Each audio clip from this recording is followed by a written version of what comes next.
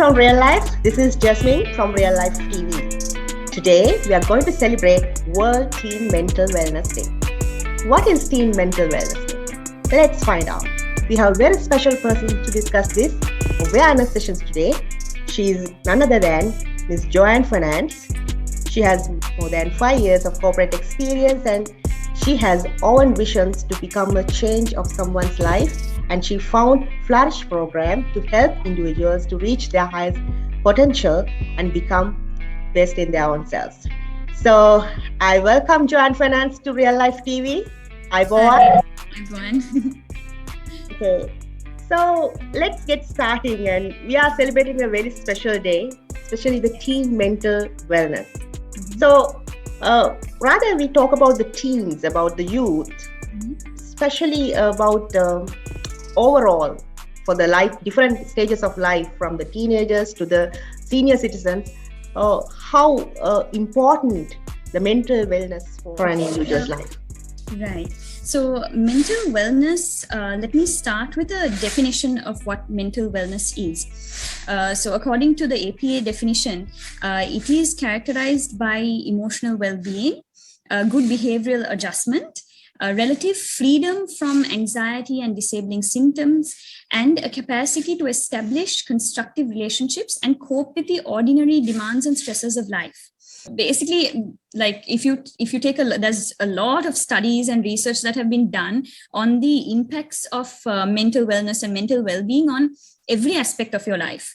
So that includes your relationships. And I mean, we all are aware of how, when stress is unmanaged, how it causes physical symptoms like backaches and, stomach problems and lack of sleep, headaches. We've heard of all of these.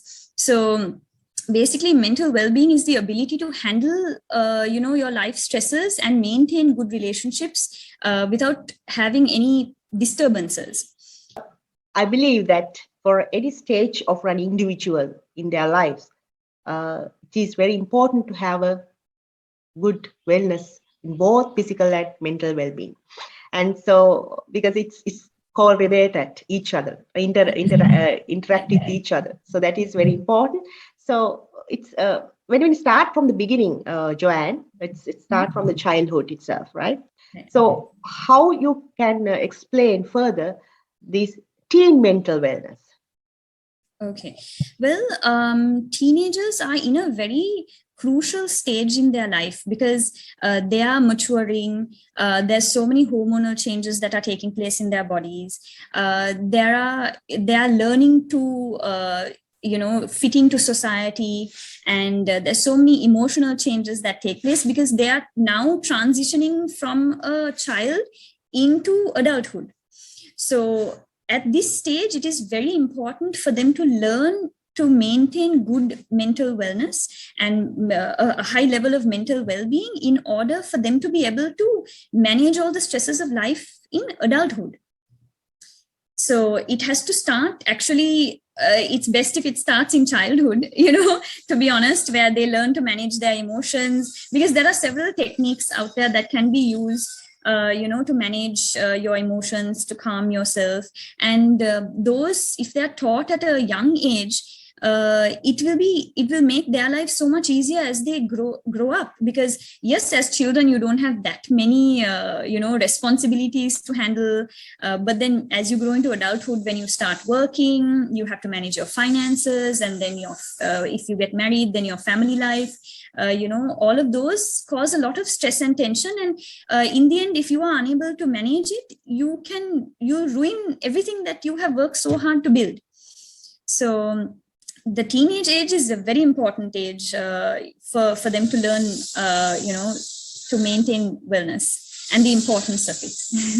And also, I can recall that I have seen some of the social media that the kids, their parents are trained them patience. So they are giving some sweets in front of the camera and keep it not to eat until that parent come back. So then they are watching their behavior and how they behave, and whether they can stay until the parents comes and give that sweets to them to eat, or whether they grab it and have it. So likewise, they are doing some kind of a special kind of training to the kids. Training.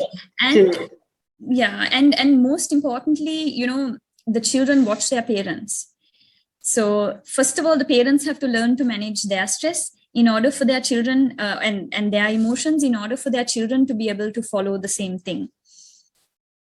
And also now I'm really curious to ask this question, Joann, because you have studied psychology and you have this the qualifications and the experience to share these kind of knowledge with us.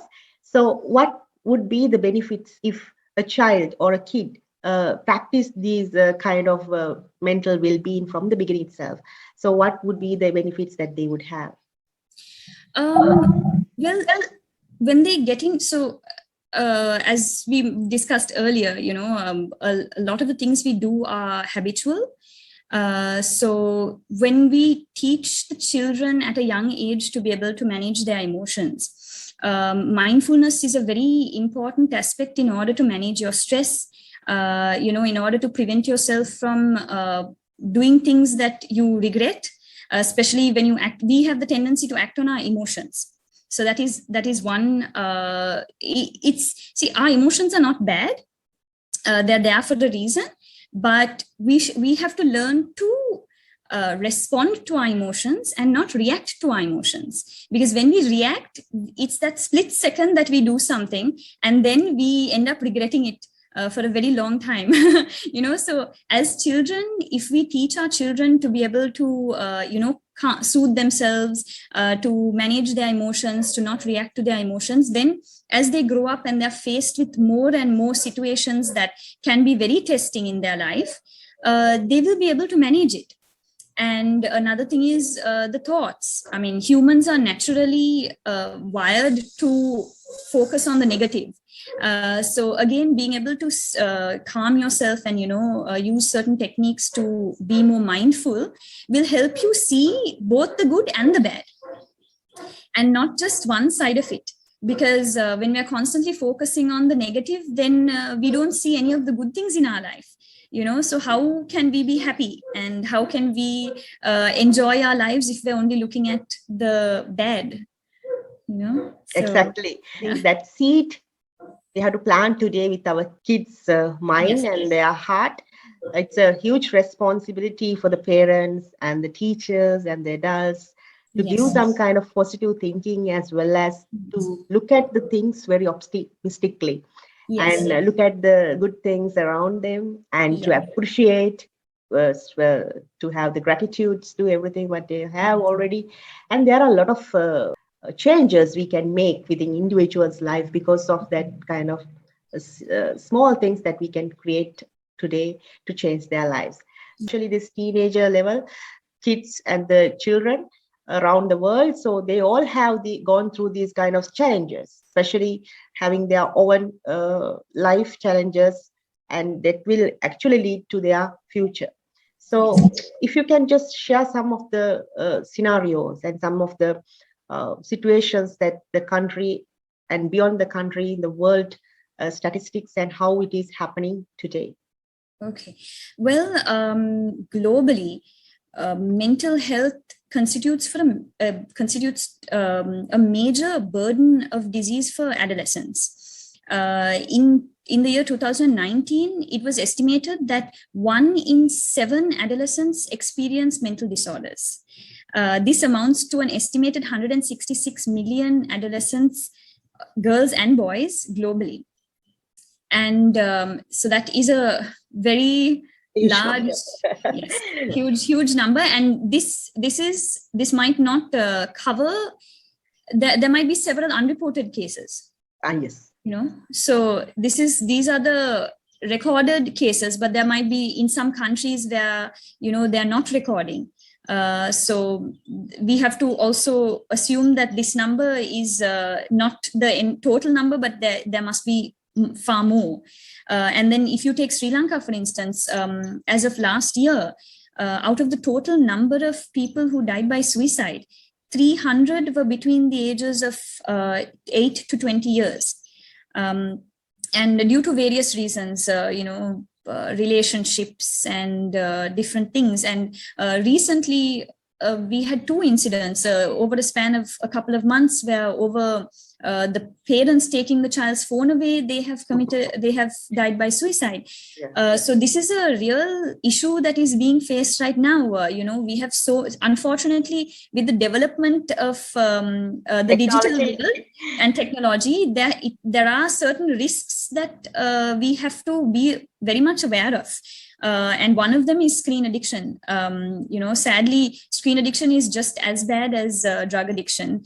Biologically, when it comes to the changes that take place in the child's mind, in their brain, it's very similar. And so taking the phone away causes them to go into things like depression, which is a very scary situation, so it needs to be managed, and parents also need to be more aware of how much time their child is spending in front of a screen, and several other things such as the signs of drug addiction or even screen addiction.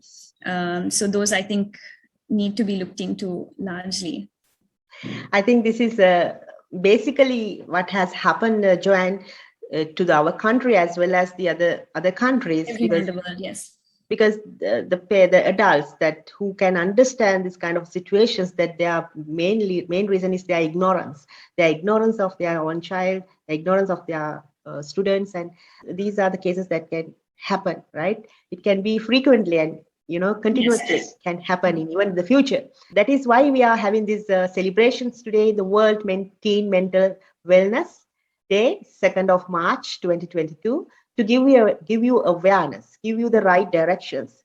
And because of our future generation should be very mindful and having a good mental and physical wellness. So we have come across the consequences happening around the world because of this teen mental health. So we'll come back again to our local contest, our Sri Lankan contest. So what do you think our country, especially the general public, do you think our parents, teachers and adults, senior citizens, do they have the right awareness and right understanding about teen mental health and its importance, and giving priority and engaging with kids and teenagers regarding this matter? Well, there is growing awareness in terms of mental health in general in the country, and there are quite a few parents who are willing to take their children and who do take their children to therapists, and they seek help when they feel is needed. In addition, from what I know, there are schools that teach psychology as a subject, and some schools that even have a psychologist available for students. And they come in and they do workshops and things like that. In addition, there are quite a few groups who are doing a lot of awareness in different areas of the country, which is great. So there is a lot of awareness being built, and I think Sri Lanka, is headed in the right direction. There is still stigma attached to seeking help. However, I think, as when it comes to like people like us who are focusing on building awareness, eventually that stigma, I hope, will go away. They should have their own initiation and own willingness to take a change and address the problem. You can just elaborate furthermore.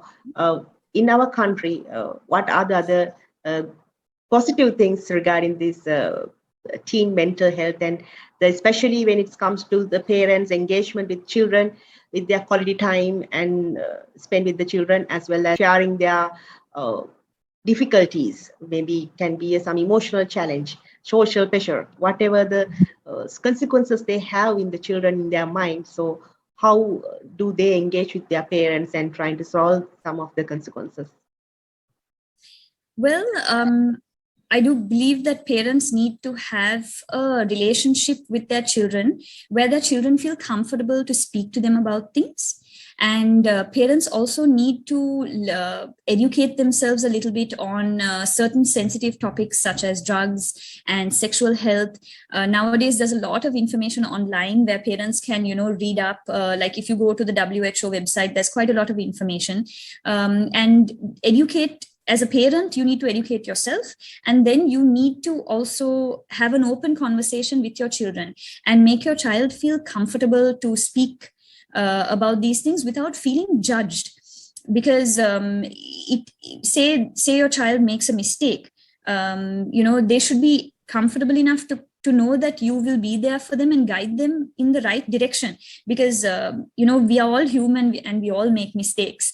So it is very important that we learn this sense of acceptance and we accept our children for everything that they are, without trying to make them be like somebody else's child. Or it's very important to have this open relationship with children, because especially nowadays they're exposed to so many things on the internet and they can learn the wrong things. And if you don't have that openness, you might learn about these things a little too late. So if you have this open relationship, then there's a possibility that your child will come and discuss these things with you, and then you can guide them. So it's very important to have that. And a recent report published by the WHO also recommends parental engagement and support for children, because it reduces the feelings of loneliness, which leads to several other issues in terms of mental wellness. Yes. So it is very important that parents, and especially the teachers, adults, grandparents, they should be taking this as a responsibility to Absolutely. oversee beyond the other limits, like whatever the barriers. So yes, to your children and spend some time with them and talk to them and open with the relationship as just like friendship, and just trying to find out whom they are, what is their on that mental state. Until it's getting too late, we always say the parents and the closed relationships are the best life coach ever. So support each other to get rid of these kind of situations. Yes, over to you, Joanne. Yes, sorry. And I would like to also add that certain sensitive topics such as drug use and sexual health, I understand that, in our culture, it's a little bit of a taboo topic, especially when it comes to sexual health. However, these are very important topics that parents need to address with their children, so that they can guide them down the right path. And ideally, if schools were able to actively teach comprehensive sexual education, which is not only about the biological aspect of sexual health, but it teaches students about, maintaining a good family life, about mutual respect, about respect for yourself, about violence, about abuse. And these are important things, because when children are instilled with this knowledge, and when they have to go out into the world, they will be more aware and more equipped to handle all the situations that they have to deal with.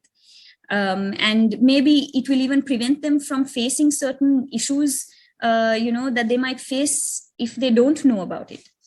So these are things that can be done. I mean, if the school curriculum, I think it is a very big process to include something into a school curriculum. However, if parents can be aware of it, then they can, teach their children these things. Yeah. Especially the reproductive systems and how the generations wise it will be changing, because of most of the time, Joanne, I believe this is a very open discussion, not even in the teenagers or the children. They have the curiosity, obviously, but with the youth and the adults also, the number one in the world of searching that process. So because of the curiosity, there should be an open discussions, and they should aware of these facts. And as you said, not only limited to the reproductive system sexual education, but beyond that, the violence and the harassments, whatever related to that topic, they should aware, and they should know the right directions in life and what to use and what not to use. So this is very important. And also the game addiction. There are many things, and the wrong kind of behaviors with other children. When you have the kids, if they are having the other friends, you have to be more focused and more mindful and whom they are day-to-day life. So, and also many aspects as parents and adults and the guardians, you have to focus on your children and the teenagers, because this is the most crucial point, the turning point of life from teenager to the youth and the adult. As the person is understanding this concept of psychology, you can give the awareness program today, give some suggestions and recommendations, and how to focus on and how to identify if there's any drawback or any other kind of um, mental issue with the kids, and how to overcome it, and just to avoid that kind of situations in future, share some kind of suggestions and kind of tips and ways to our parents and teachers and adults in the community. Okay, well, I think one of the main things is that when it comes to parents, they are their child's first role model. And the children will watch what they do more than listen to what they are told. So firstly, as parents and even teachers, we have to understand that children are watching what we're doing, and they will mimic that behavior. So that is important. And in terms of looking for being aware of certain changes, so when spending quality time with children, you observe them, and then you'll understand if there are any behavioral changes, if they are more quiet, maybe their meal patterns may have changed. These are subtle things that you can inquire about to understand whether there is some problem or whether they are undergoing something. But everything begins with spending some quality time with your child, because that is very important. And that is where you will be able to observe all of these things. So most often, if they are going through something, you will notice their mood changes, their eating patterns might change. They might not want to interact with people. So there are several other, symptoms as well, but these are some of the subtle things that you can keep an eye out for. So what kind of recommendations that you can give to avoid these kind of things, addictions, kind of misbehaviors, disrespectfulness, like kind of things? What kind of suggestions that you recommend at the moment for the parents to take for their kids at the very early stage to avoid them for getting into that kind of a trouble? Well, in terms of behavior, as I mentioned before, parents are their child's first role model. Growing up, they are the main people that they interact with. And so the parents first have to set an example for their children, because the children will follow what their parents are doing, especially at a young age. So the main thing is the parents have to set a good example. And create a comfortable environment of acceptance, where you accept your child for everything that they are, and not try to compare them to other children, because they are an individual being, and they will have their own little characteristics and their own personality. So the main thing is that you get to know them for who they are and guide them down the right path in life. I'm really glad that we meet today and sharing these kind of recommendations and suggestions for our community in real life. So Joann Fernandez with us today. She has this wonderful program called Flourish program. So I would like to share some of the things about your program and what are the services that you offer. Well, I just started the Flourish program, and I've started it because I want to build awareness on mental health, on well-being, and basically help people to reach the fullest potential in life. So in terms of some of the things that I do from the Flourish program is I build awareness on social media. I'm also focusing on doing some workshops at the moment for companies, where I teach them certain skills, scientifically proven skills to manage stress, to be more mindful, several things like that, manage their emotions. And I'm also looking into other aspects such as life coaching and mindfulness one-on-one. So it's a mindfulness program where it's a one-on-one program, and I will help you and we work together to lead a more mindful life. So that is my main focus at the moment. Yeah, that's very useful for our parents and adults, whoever wants to have a change in their lives and have a good life, better life, with full of mindfulness and Yes. understanding, acceptance to all the challenges, whatever happens in life, because we never know what will happen next in our life, because it's very uncertain world that we are living. Because of this global pandemic periods, lots of people have changed their normal lifestyles, the new normal lifestyle. So there are many challenges you may have. It cannot be Yes. unopened discussions right now. Maybe there are many the situations that we have not discussed today, but still there's a way that you can overcome those challenges, right? Find the solutions, and best thing is to focus on your children, use some value Yeah. time and quality time for your children, and have a good family life. And the children's are our future. That's why if we create that future with our children, giving them a good life and future, so I think we all have a better country in our future generations. So that is what we are trying to do going forward, Yes. creating a sustainable future for our upcoming generation in this country. So I must thank you very much, Joann Fernandez. But before we end, I want you to speak up and give the inspirational message to celebrate this special Teen Mental Wellness Day. So it is over to you. Give the inspirational message to our uh, teenagers as well as parents and adults. Well, first of all, thank you for having me on your show. And my inspirational message to everyone would be the main person that you should be comparing yourself to is who you were yesterday. So focus on yourself and focus on growing yourself and becoming the best that you can be as a person. And remember always to be patient and kind with yourself. Thank you, Joann Fernandez. It's your future, and you have to create your masterpiece, whom you want to be and whom you want to become in your future. So it's your responsibility, especially the kids as well as teenagers, and then you, the adults. It's all your responsibility. You can't blame for the society whatsoever. It's begins with your own responsibility. So that's why we are giving this kind of awareness. That's what we are guiding and coaching you through Real Life Sri Lanka Life Coaching Network. So we'll come back again with another day with another topic. And thank you very much, Joann. And Thank you so much for having me.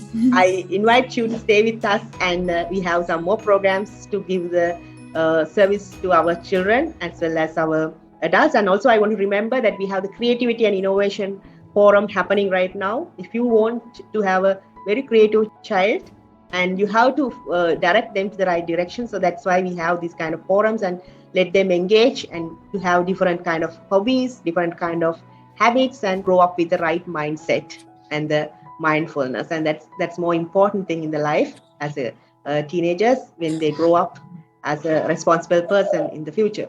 So thank you very much, and we'll come back again with another program. Until then, stay safe, stay blessed.